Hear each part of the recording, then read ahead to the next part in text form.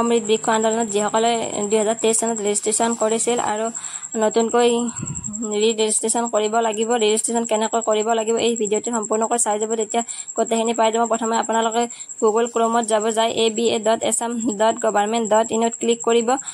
Click কৰি এনেদৰে এখন পেজ আহিব, পেজখনত 3 লাইন আহিব, 3 লাইনত আপোনালোকে ক্লিক কৰি দিব। ক্লিক কৰি দিয়াৰ পিছত ইয়াতে আপোনাৰ মোবাইল নম্বৰ বহাবলৈ দিব, মোবাইল নম্বৰটো বহাই দিব।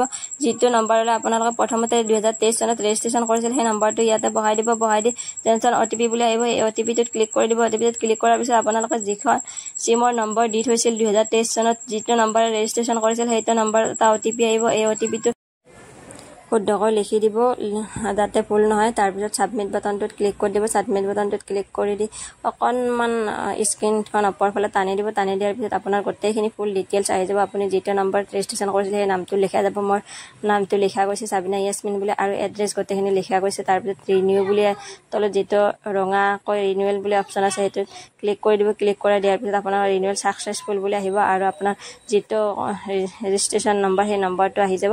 ৰেজিষ্ট্ৰেশ্যন নম্বৰটো আপোনালোকে স্ক্ৰীনশ্বট মাৰি ৰাখিব, মই যেনেদৰে ৰাখিছোঁ, নহ'লে বহিয়ে তাত নোট কৰি থৈ দিব। আৰু আপোনালোকৰ চেল্ফ হেল্প গ্ৰুপৰ যিখিনি মহিলা আছে আপোনালোকৰ ভিডিঅ'টো চাই লাভদায়ক হ'ব, আৰু ভিডিঅ'টো সকলোৰে চোৱাৰ বাবে আপোনাক ধন্যবাদ জ্ঞাপন